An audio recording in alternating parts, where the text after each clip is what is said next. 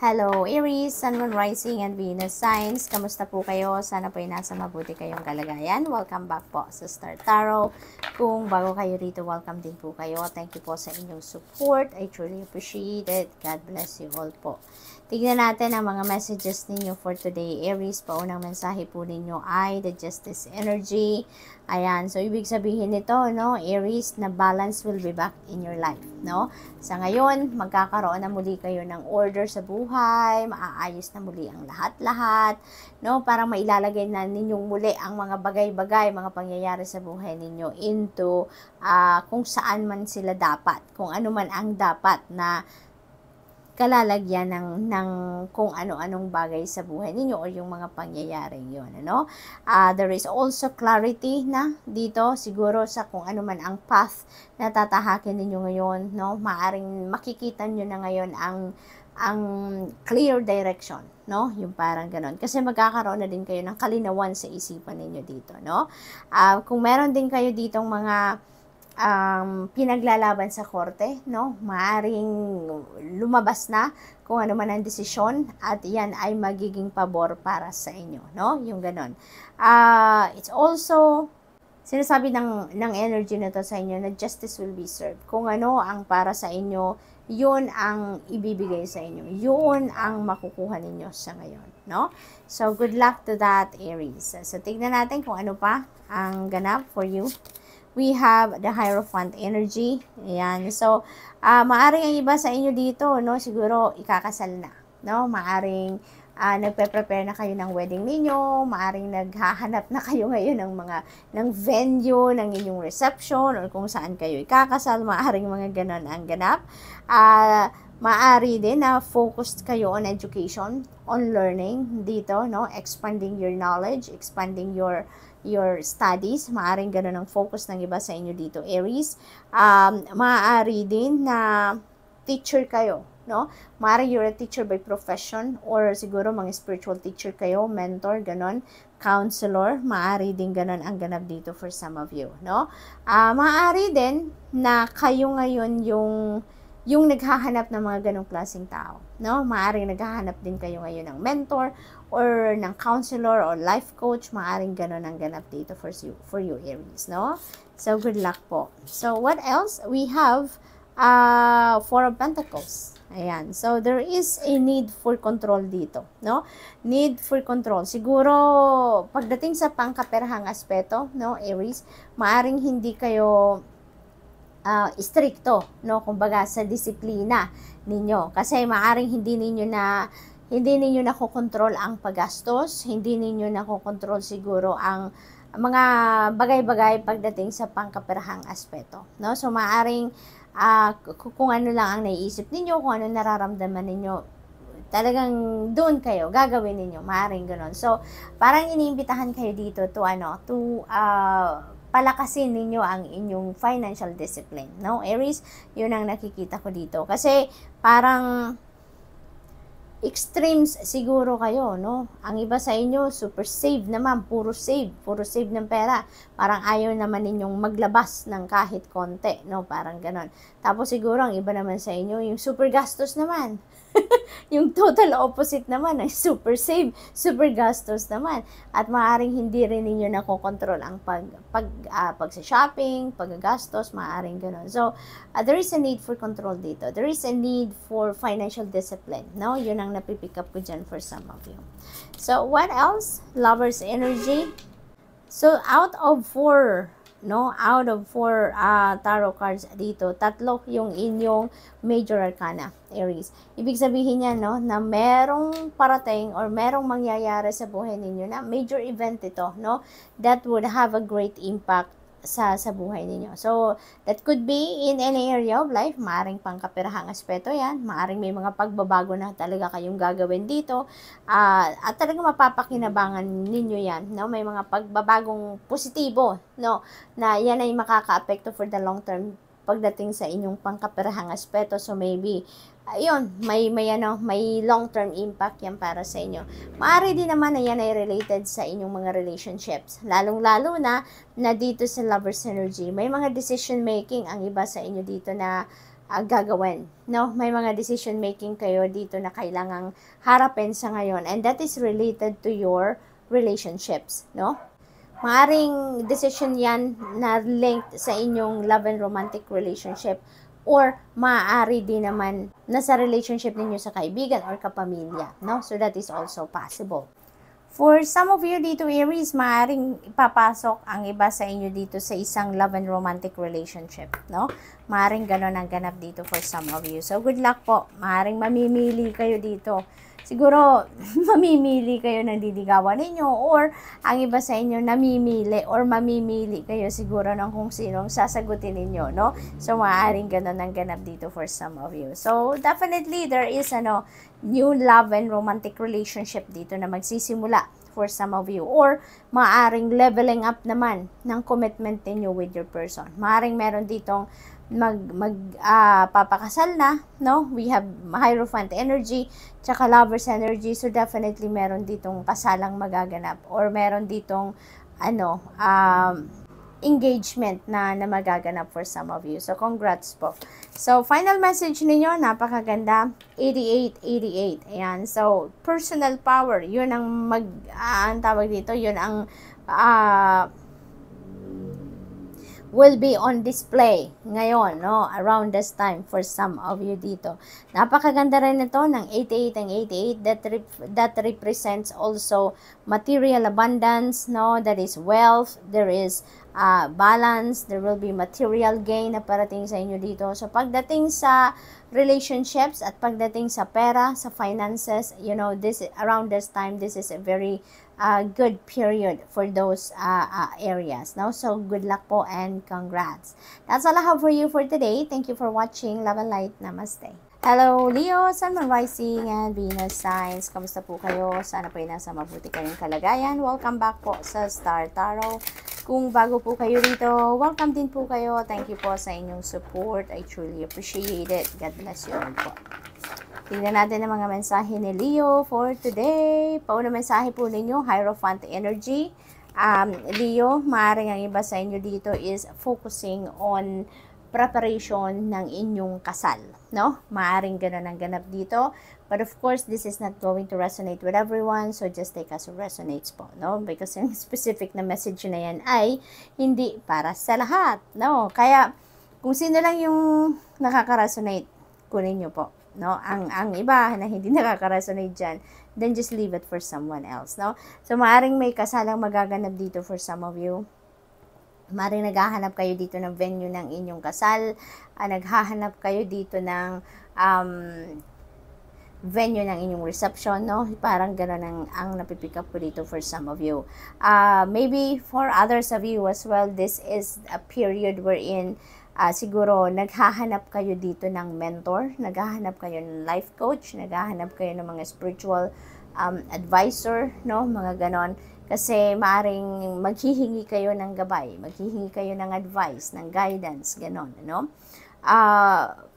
Ang iba naman siguro, kayo naman ngayon ang hinahanap ng iba, no? Kasi maaring ang trabaho din ninyo is counselor, maaring ikaw yung life coach, maaring kayo yung advisor, maaring kayo yung mga spiritual person, no, na hinahanap ng iba dahil they are the ones that are seeking your advice, no, kasi maaring kayo yung nag-share ng inyong wisdom, kayo yung nag-share ng inyong learnings in life, no, yung mga ganon, nag-share kayo ng inyong mga natutunan din sa buhay in the past. Nag-share kayo ng inyong knowledge, kumbaga. Maaari din ang iba sa inyo dito, Leo, is focusing on education, no? Maaring kayo ay nagtuturo talaga, maaring kayo ay teacher, maaring ganon, or maybe kayo yung estudyante at kayo yung ang nagfo-focus ngayon sa pag-expand ng iyong knowledge, nagfo-focus kayo sa pag-expand ng inyong studies, no? Maaring ganon din ang ganap dyan. So, tignan natin kung ano pa ang ganap dito for Leo. We have, napakaganda naman ito, 9 of Cups. Ayan. So, this is a time for happiness, no? This is a time for happiness. This is a time for falling in love. Panahon din ito wherein magiging masayang-masaya talaga ang iba sa inyo dito, Leo, because you are getting what you want, no? Makukuha nyo na dito, marireceive nyo na dito kung ano man yung gusto talaga ninyong makuha, because meron ditong wish na magka-come to fruition. So, yun ang gusto ninyo, kaya maaaring yun ang ma-receive na ninyo sa ngayon, no? Your wish is coming true, kaya magiging masayang-masaya kayo dito, no? You will be filled with blessings, you will be filled with abundance, no? Material success, no? Para sa iba sa inyo, and also maaaring dumating na or makamit nyo na yung achievement or accomplishment ninyo sa kung ano man ang inyong pinagkakaabalahan, no? So, what else? We have Page of Swords. Ayan, for others of you, you know, talagang maraming dito, parating na mensahe sa inyo, no? Maaring mensahe yan coming from other people, no? Or maaring mga mensahe yan coming from the divine, no? Divine guidance, no? So, maaring ganun din ang sitwasyon dito ng iba sa inyo. So, ngayon, maaring maraming kayong communication dito na matanggap, maaring may mga tawag, emails, calls, text messages, sulat, maaring ganon, or maaring may mga conversations dito na magaganap para sa iba sa inyo. So, parang mabibisi kayo in terms of communication, kasi maybe you're communicating with other people regarding some issues, regarding something, or merong makikipag-communicate sa inyo dito, no? So, yung ganon.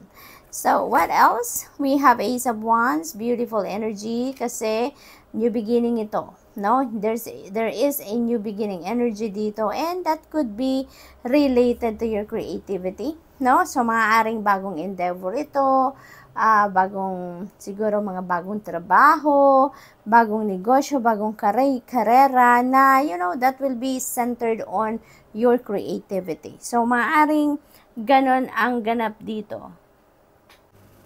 And that's really good, Leo, kasi parang magiging excited kayo dito. Magiging, yung parang focused kayo dito sa paggawa ng kung ano man ang gusto ninyong simulan. Kung ano yung opportunity na parating dito that would be related to your creativity, parang hindi ninyo ito papalampasan and you're going to grab that opportunity. So, let's see kung ano po ang inyong final message dito, Leo. Final message ninyo ay 1818, yan, willpower. Napakaganda nito. Kasi parang, dito, you know, yung willpower ninyo ngayon ang gagana, that will be on display, no? Sa kung ano man ang mga gagawin ninyo sa ngayon, talagang, parang walang makakapigil sa inyo dyan. Parang walang makakasagabal. At talagang paiigtingin ninyo dito yung determinasyon, no? Yung gano'n, yung kagustuhan ninyo na matupad or ma-accomplish ninyo kung ano man ang gusto ninyong gawin dito, no? And there will be achievements, no? Now is also the time for achievements. This is also a time for success, no? At saka prosperity. Ang ninyo ngayon dito, Leo, yung parang yung energy talaga ito ni fire signs, 'di ba? Na talagang meron kayong go-getter attitude kung ano yung gusto ninyong marating. Talagang you're going to do anything and everything in your power para marating ninyo yan. Kaya gagana talaga ngayon yung willpower ninyo. So, good luck to you, Leo. That's all I have for you for today. Thank you for watching. Love and light. Namaste. Hello, Sagittarius, Sun, Moon, Rising, and Venus signs. Kamusta kayo? Sana po nasa mabuti kayong kalagayan. Welcome back po sa Star Tarot. Kung bago kayo rito, welcome din kayo. Thank you sa inyong support. I truly appreciate it. God bless you all po. Tingnan natin ang mga messages ninyo for today. Sag, we have 10 of Cups. Napakaganda because this is domestic bliss. This is domestic happiness. Masaya ang bawat isa sa pamilya. Napakagandang sitwasyon ito ngayon na may experience ninyo, no? Kasi there would be love, there will be understanding, there will be harmony, no, sa pamilya ninyo. Kaya napakagandang sitwasyon ito. Kung nung mga nakaraan, meron kayong mga hindi pagkakaintindihan, no, with another family member, ngayon, mawawala na yan. Tatapusin nyo yan. You will come up with pag-uusap, and you will come up with peaceful resolution dito, kaya magiging harmonious na muli ang inyong relationship, no? Meron ditong ano din, contentment for you, para sa bawat isa sa pamilya, kasi kung ano yung gusto ninyo nandiyan na, tapos masaya ang bawat isa, may harmony ang samahan ng bawat isa, kaya magkakaroon kayo dito ng talagang joy, no, sa puso ninyo. Meron kayong emotional security and emotional stability na mararamdaman sa ngayon. So that's really good. So we also have temperance energy. Yan, there will be balance, no? Magiging masaya talaga ang lahat dito sa buhay ninyo, Sagittarius, kasi balanse. Meron kayong balanse sa sarili ninyo, may balanse kayo sa buhay ninyo, kasi nga parang everything is going to fall into place, no? Dahil din dito sa energy ni Ten of Cups. Magiging maayos ang samahan, pag-uusap ng bawat isa. Kaya masaya kayo, and with that, 'di ba, kapag masaya tayo, high vibe tayo, mas nakakapag-focus din tayo, no, sa lahat ng areas ng buhay natin. Mas smooth sailing ang lahat, no? Kaya kalmado lang, no, magandang pag-iisip, magandang takbo ng nararamdaman natin at pag-iisip natin. Kaya maganda rin ang disposisyon, maganda rin yung pagdidesisyon sa mga bagay-bagay, no? So napakaganda lang ng sitwasyon dito. This could also be healing din. This is also about healing. Kaya yung kung merong hindi pagkakaintindihan, no, with another family member dito sa Ten of Cups before, talaga ngayon, magkakaroon na yan ng kaayusan, kasi makaka-receive na kayo din ng healing dyan sa sitwasyon na yan, no? We have 8 of Pentacles. Ayan, so tuloy-tuloy, yung happiness ninyo na nanggagaling sa loob ng pamilya, madadala ninyo yan, yung energy na yan na happiness sa trabaho. Kasi feeling ko dito, masaya ka din sa inyong ginagawa. Masaya ka din sa trabaho. Maybe you are also doing what you love to do. Kaya siguro din, yung energy ninyo is lahat positibo, no? Kaya maganda, nagko-coincide ang mga energies talaga ninyo, na positive energies ninyo from work, sa trabaho, on a personal level, yung gano'n, no? For others of you, siguro dito din, no? Maybe you are going to focus on study, no? Maaring meron kayo dito mga research na ginagawa, na makakatulong din sa trabaho ninyo. Maari din ang iba sa inyo is going back to school, or maaring bumalik na talaga sa school, nag-aaral na for another siguro additional program or additional course, no, na makakabuti din or makakatulong din sa dati na ninyong trabaho. Maaring ganon. It is also possible na ang iba sa inyo dito nag-o-online course, no, nag-o-online study, no, maaring ganon din ang ganap dito, because gusto pa ninyong mas ma-develop pa ninyo ang inyong sarili, mas ma-develop pa ninyo ang inyong skills, no? And that could be benefit kung ano man ang inyong current na ginagawa. So maaring ganun din ang ganap dyan for some of you. So good luck. We have 8 of Wands. Ayan, this is beautiful. Kasi yung 8 of Wands na to, ibig sabihin niya na may parating na mga wonderful news. May mga parating na mga magagandang balita na maghahatid sa inyo ng opportunity, no? At yung mga opportunity na to, that could be in any area of life, no? Maaring opportunity yan na related sa pag-aaral, related sa trabaho, sa karera, sa negosyo, or maaring opportunity din yan para mag-travel, yung gano'n, no? Kasi meron din itong energy of travel, so maaring meron ditong siguro ang iba sa inyo nakakuha ng trabaho abroad, maaaring gano'n. Or maybe may opportunity kayo na nakuha na makapag-migrate sa ibang bansa, maaaring gano'n din ang ganap. Kaya some of you are flying out, no? Dito dahil siguro titira na kayo sa ibang bansa. So this could be an international travel.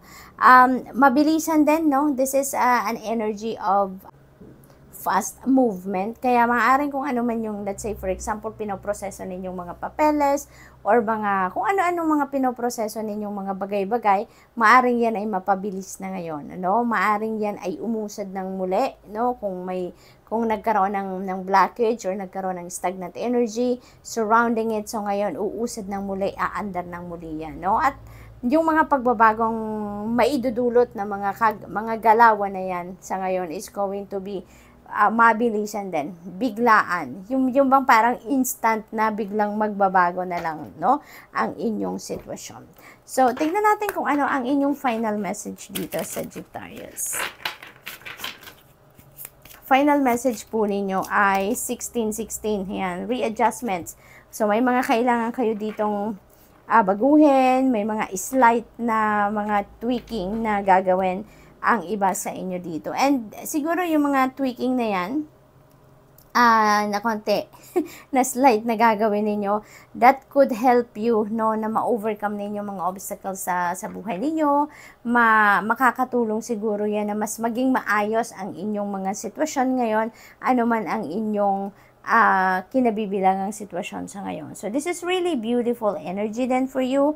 Kasi, dito din, ano, pagdating naman sa romance, pagdating naman sa mga relationships, maaring dito, no, magsisimula din kayo ng isang masayang love and romantic relationship. Or kung nandun na kayo sa dati ng established relationship, maaring ngayon mas masaya pa kayo, mas magiging closer pa kayo, mas magiging affectionate pa kayo and supportive with each other, yung ganon. So, there would be love talaga, no? May harmony and love talaga dito. So, sa inyong horizon. So, good luck, and that's all I have for you for today. Thank you for watching. Love and light. Namaste.